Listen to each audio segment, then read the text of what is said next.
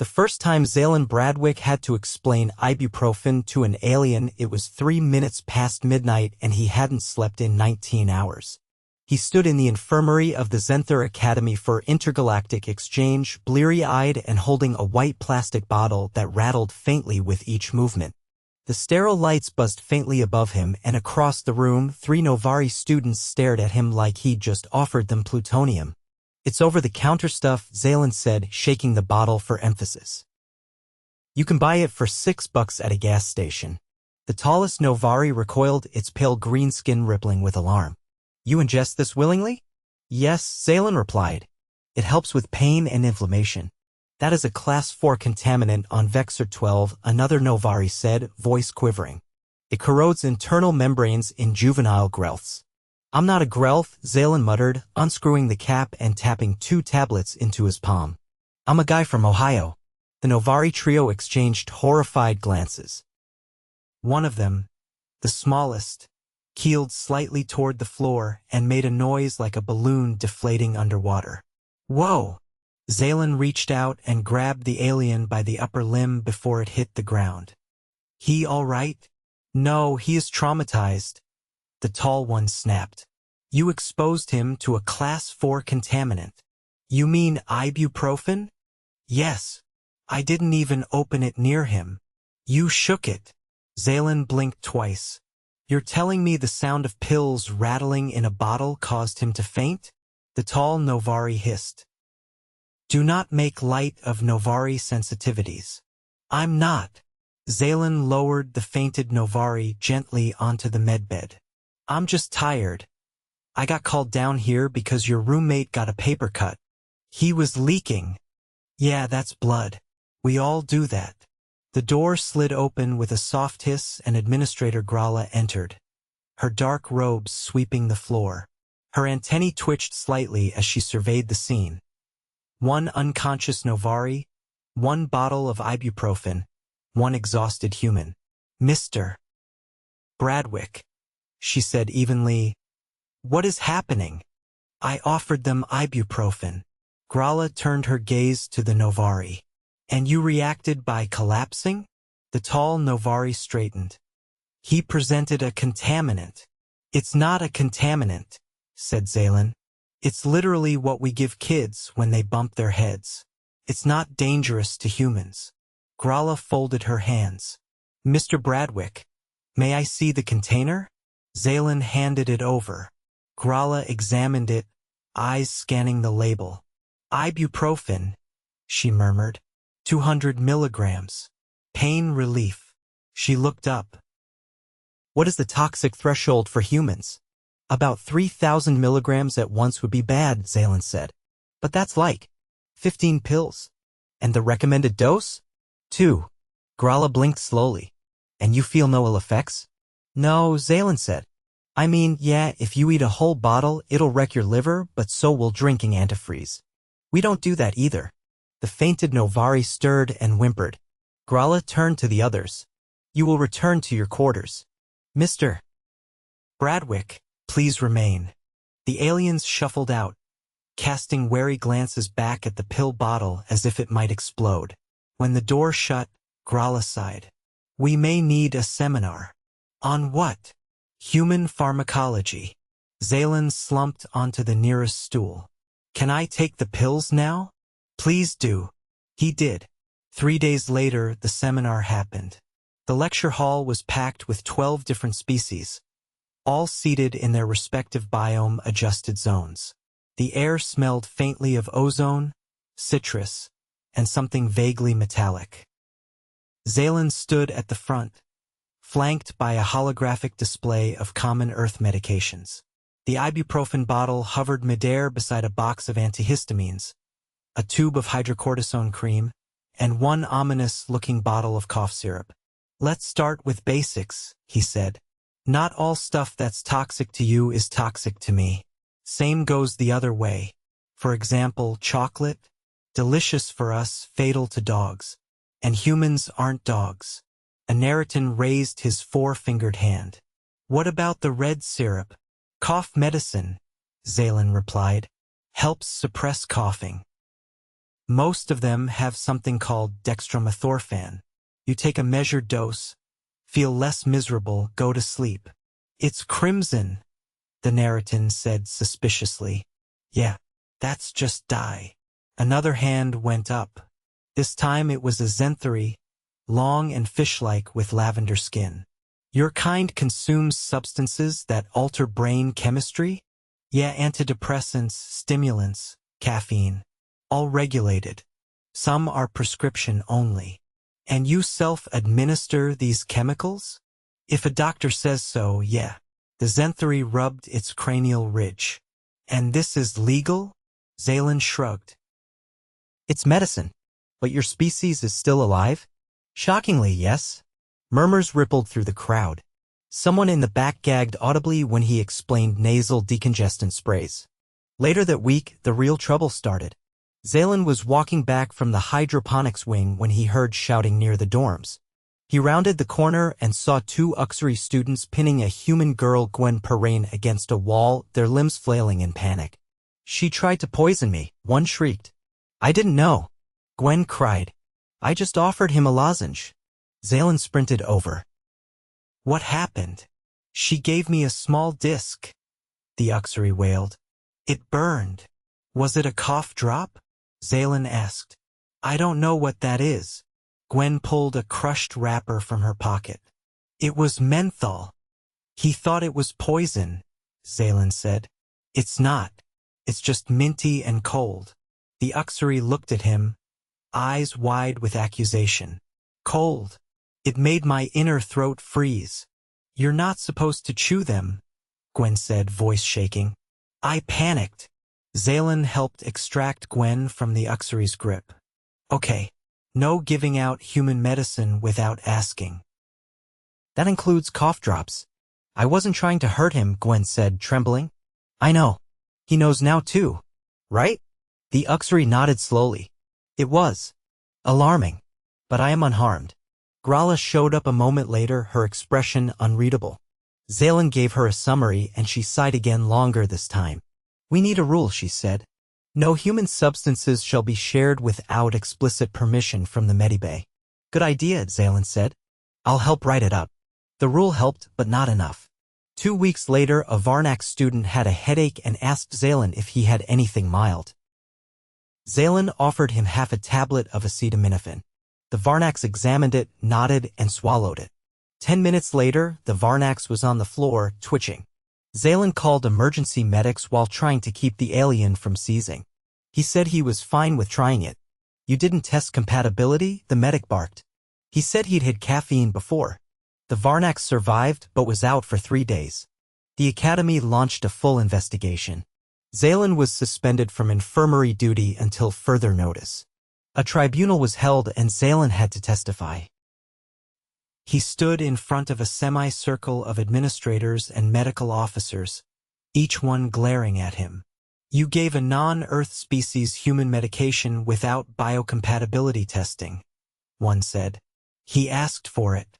I didn't force anything. Intent is not the issue. You introduced an unvetted compound into an alien body. Xalen rubbed his temples. I wasn't trying to hurt anyone. You could have. I get that now. Grala stood. We have decided. You will remain on probationary status and attend all xenomedical training sessions. You are not to administer any substance to non-humans without clearance. Xalen exhaled. Understood. That night, he sat in his quarters, staring at the ibuprofen bottle on his desk. He picked it up and turned it over in his hands. This stuff is gonna start a war, he muttered. He put the bottle in a drawer, shut it, and turned off the light. It was the 3rd week of Xalen Bradwick's probation, and the only thing more exhausting than xenomedical compliance training was pretending he wasn't being watched like a radioactive porcupine. Every corridor he walked down, every conversation he had, even benign ones about laundry rotation or how to file maintenance requests, seemed to trigger a sudden hush. The alien students had developed a new strategy. Perform subtle evasive maneuvers whenever he so much as sneezed. He tried to stay out of the infirmary. Really. But on the 21st day, Xalen was summoned not to administer anything, not even advice, but to sit on a stool and answer questions while a Xentharian medical ethics officer scanned his neural responses for deception. Why did you agree to give a Varnak student a compound you hadn't verified with the biocompatibility registry? The officer asked, its 3 translucent mandibles clicking together as it spoke. He asked for it. He told me it was okay. That does not constitute informed consent. He knew what it was. Did he understand what it did? Xalen hesitated. I think he thought it was like caffeine.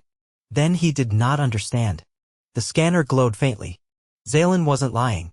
That wasn't the issue. Would you do it again? Not unless someone's head literally fell off, he said. And even then I'd call the registry first. The officer made a note with one of its tendrils. Acceptable. They dismissed him after that, but as he left the room he noticed a small gathering of students outside, mostly aliens, mostly staring. A Gyrok with a glassy exoskeleton whispered something to a lanky red-feathered Bernari who recoiled slightly and shuffled away. Xalen sighed. Great. Now I'm a cautionary tale. Later that evening, he sat alone in the greenhouse annex, a space usually reserved for quiet study or plant meditation. The air was thick with the scent of blooming Furota vines, whose fluorescent petals curled gently in the artificial breeze. He leaned back against the support column, letting the warmth of the UV lights soak into his hoodie. A soft rustling behind him broke the silence. He turned and saw a Tralvian student short, covered in fine orange fur, with eyes like polished coal clutching a small vial in both hands. Do you know what this is? She asked, holding it out. He squinted. Looks like liquid Benadryl. Benadryl? It's an antihistamine. For allergies. She tilted her head. I found it in the shared dormitory fridge. Unlabeled. That's dangerous. Could have been anything. I analyzed it. I recognized diphenhydramine. Xalen blinked. You ran a spectrograph on someone's fridge leftovers? I have sensitivities to airborne spores, she said, glancing toward the Furota vines. I smelled something unfamiliar and wanted to prepare. Well, that's actually kind of responsible. You're not what I expected, she said. The others say you distribute volatile compounds for fun. I don't. I mean, I used to carry ibuprofen in my bag, but that was before all this. The Tralvian sat down beside him, leaving a respectful distance. I'd like to understand. Why do humans have so many chemical solutions for minor discomforts? Because being sick sucks, he said. And we've had a long time to figure out what helps a little even if it doesn't cure anything. Why not just endure it? Because we don't have backup limbs or regenerative livers. She considered that. I thought humans had a reputation for recovering from extreme trauma. Yeah, but we still hate being congested. She offered him the vial. Would you take this if your nasal passages were inflamed? Yeah, 1 teaspoon. Not the whole bottle. I see. She stood, tucking the vial into a side pouch. Thank you. He watched her disappear into the corridor, wondering if that counted as progress or just another future tribunal waiting to happen. By the next morning, things had shifted. Not dramatically, but enough that Xalen noticed fewer stares in the mess hall. He even managed to get through breakfast without anyone switching tables. Then the announcement came. A new initiative, cross-species emergency response exercises. Mandatory for all first-year exchange students. Xalen glanced at the schedule and groaned. 7 simulations. For instructors. 1 full week. The first session took place in the lower dome, a cavernous chamber that could simulate different atmospheric and gravitational conditions. Today's setting, low oxygen, cold terrain, simulated shuttle crash. The goal, assess injuries, triage patients, and stabilize conditions without native tools. Xalen was placed in a team with 1 human Gwen who still avoided eye contact and 3 aliens he'd never spoken to. A Saurik with a split jaw, a blue-scaled Lidhar, and an Andrenth that communicated through scent pulses. Their patient was a dummy with a glowing red chest panel and simulated leg fracture. The Saurik panicked immediately. It's hemorrhaging internal warmth, we must cauterize. Nope. Xalen grabbed the Saurik's cautery tool just before it activated. Not unless you want to melt the dummy's processor. But its core temperature is dropping. That's the point. It's supposed to simulate hypothermia. The Lidhar tilted its head. What is your standard protocol? Blankets. Warm fluids.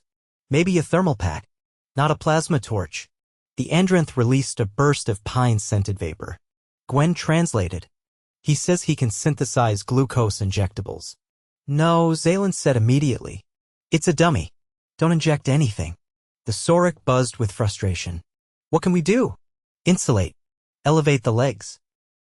Keep the airway clear. The session continued, and by the end, their team had the dummy stabilized and secured.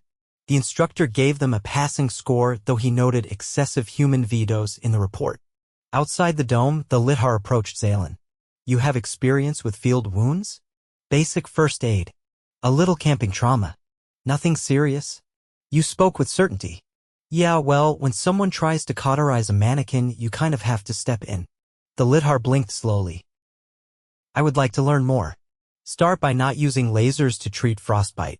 The Xenthar nodded solemnly and walked off. Later that week, during the third simulation, things went sideways. They were in a simulated aquatic crash. The dummy was submerged. The Xenthar attempted to retrieve it and short-circuited. The Sorek froze. Gwen panicked. Xalen dove in. The water was freezing, the current simulated but aggressive. He reached the dummy, pulled it back to the platform, and began compressions. The instructor reminded him it wasn't a real person. I know, he said between compressions. But they're watching. He meant the other students. They were all watching. After the exercise, soaked and shivering, he found a towel and sat on the edge of the platform. The Tralvian from the greenhouse approached. You jumped in. Yeah. It wasn't required. Nope. Why? Because someone had to. She sat beside him again.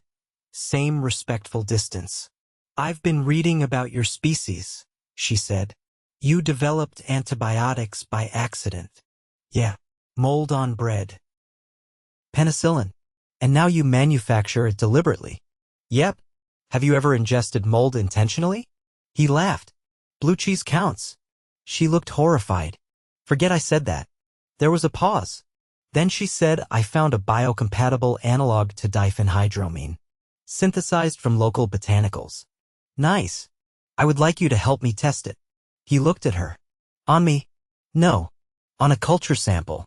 With a simulated immune reaction. He exhaled. Sure. That's safe. I want to learn. I think others do too. They're just afraid. Of me? Of what you represent. Which is? Unpredictable resilience. He smiled at that. Not because it was funny. Because it was true. She stood and left, leaving a faint citrus scent behind. That night, Xalen didn't put the ibuprofen bottle in the drawer. He left it on the desk. Not as a threat. Just as a reminder. Of how far he hadn't come. And how much further he still had to go. The cafeteria on Deck 6 was unusually quiet for midday. Normally, the place buzzed with multilingual chatter and the occasional accident involving species-specific diets. But today, most seats remained empty, save for a few clusters of students quietly huddled near the nutrient dispensers, whispering into their meal trays. Xalen Bradwick noticed the shift the second he walked in and reached for a plastic cup. The drink station hissed as it dispensed a lukewarm reddish fluid labeled Universal Hydration Option 3. It tasted like fruit punch that had lost a custody battle. At the far corner, 3 Flarnese students paused mid-meal, and Tenny stiffening as Xalen passed. He caught one muttering something just loud enough to be intentional. Experimental ingestion species. He turned. That's not a real category. The Flarnese blinked at him with compound eyes. Your kind consumes soap flavors and volatile solvent extracts.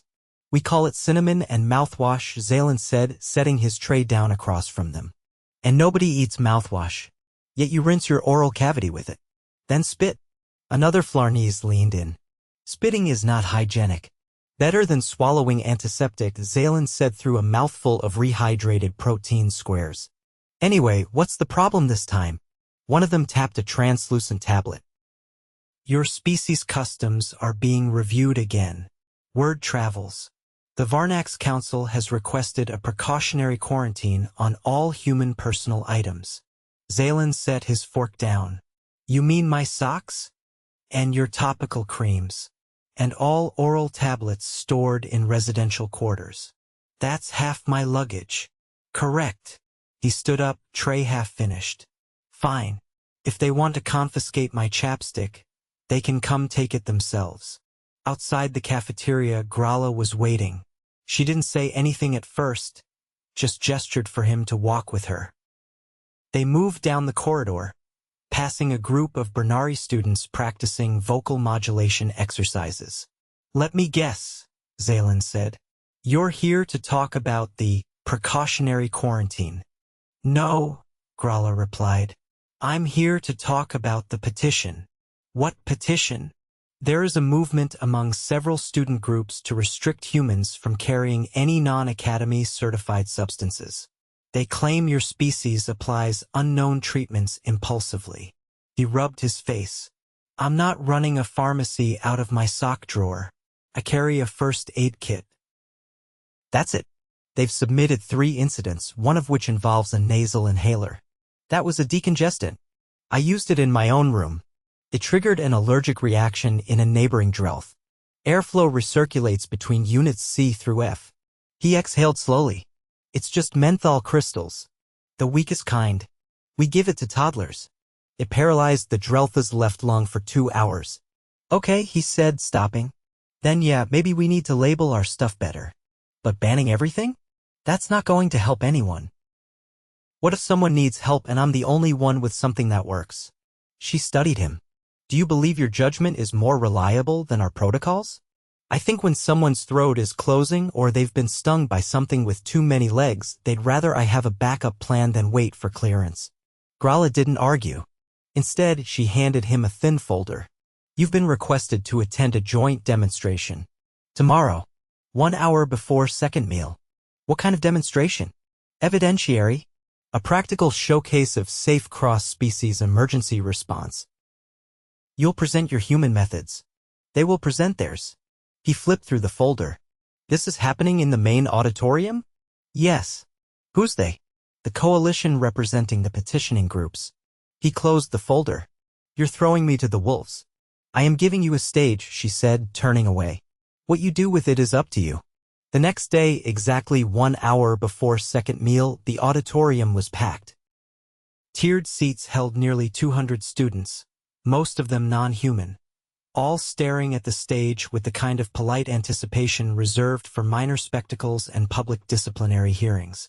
Xalen stood behind a folding table with a labeled kit. Gauze, bandages, antiseptic wipes, a thermal blanket, and 3 small bottles. All over the counter. Nothing fancy. Nothing unregulated. Across from him stood a group of delegates. A Varnax with a sterilized medical scanner. A Flarnese presenting a sealed vaporizer. And a Xenthari holding what looked like a bundle of dried kelp in a vacuum pouch. The moderator, a neutral Xentharian with a voice like trickling water, addressed the room. Today's demonstration will explore emergency response under simulated duress. Each team will approach the same scenario. The subject is a standard humanoid with a dermal laceration and light hypovolemic distress. A synthetic dummy was wheeled onto the stage. It had artificial blood and a programmable vital system. The wound simulated a deep cut along the forearm. The other team went first. The Varnax scanned the dummy, then signaled the Flarnese. The vaporizer was activated and released a thin blue mist. The Xenthari unwrapped the kelp, soaked it in a saline solution, and applied it to the wound. The bleeding slowed. The dummy's vitals stabilized. Applause followed. Xalen nodded. Not bad. He stepped up. I'm going to treat this like a real field wound. No lab vapor. No ceremonial seaweed. He cleaned the wound with antiseptic. The dummy flinched slightly, programmed to simulate pain. He applied direct pressure, then dressed it with gauze and wrapped it tightly. Then, he said, holding up a small packet, I add this. It's a powder that promotes clotting. Safe for humans. I'm not saying you should try it, but it works. He sprinkled the powder. The bleeding stopped. The dummy's vitals climbed steadily. When he stepped back, the room was quiet. The moderator checked the readouts. Both teams achieved stabilization within acceptable parameters. Both methods effective. Then someone from the audience stood. A Xenthar with mottled skin and a translator unit. What happens if the wound becomes infected? Xalen opened his kit again. If it's dirty, we clean it. If it's beyond that, we give antibiotics. Only with the right kind and only if we know the body can handle it. The Xenthar tilted its head. You carry antibiotics? No. But I know which ones I'd ask for. Another voice came from the opposite side. What if the subject goes into shock? He pointed to the thermal blanket. We keep them warm. Elevate the legs. Monitor until help arrives. The Flarnese delegate stepped forward. Your methods are reactive. Ours are preventive. Your methods require 6 tools and a lab-certified kelp wrap, Xalen said. Mine fits in a backpack. The moderator raised a limb. That is enough. The audience was still silent. Then the Tralvian from the greenhouse stood up. He didn't inject anything. He didn't administer unknown compounds. He used basic first aid. A few heads nodded. A moment later, one of the Bernari clapped. Then another. The sound grew slowly, unevenly until it became an awkward but genuine round of applause. Afterward, in the corridor outside the auditorium, Gralla approached him. You didn't humiliate them. Wasn't trying to. Just wanted them to see we're not reckless. They're reconsidering the petition. Good. You may resume your first aid duties. With oversight? He nodded. Fair enough. As the crowd dispersed, the Flarnese delegate approached. It extended a thin hand. Your powder it arrested the bleeding faster than our vapor. Only works on certain proteins. Wouldn't help a Sarek. Still. Efficient. Xalen shook its hand. Next time, we compare notes before the tribunal. Agreed. By the time second meal rolled around, the cafeteria was back to full volume. Xalen sat with Gwen, the Tralvian, and 2 Xenthar who now asked questions without flinching. He pulled out a sealed packet of adhesive bandages. Want to see something weird? The Tralvian leaned closer. Does it taste like cinnamon? No, he said. But it glows in the dark. They laughed. He smiled for real this time. Not because he'd won anything, but because, finally, they were asking before judging. And that, for once, felt like progress.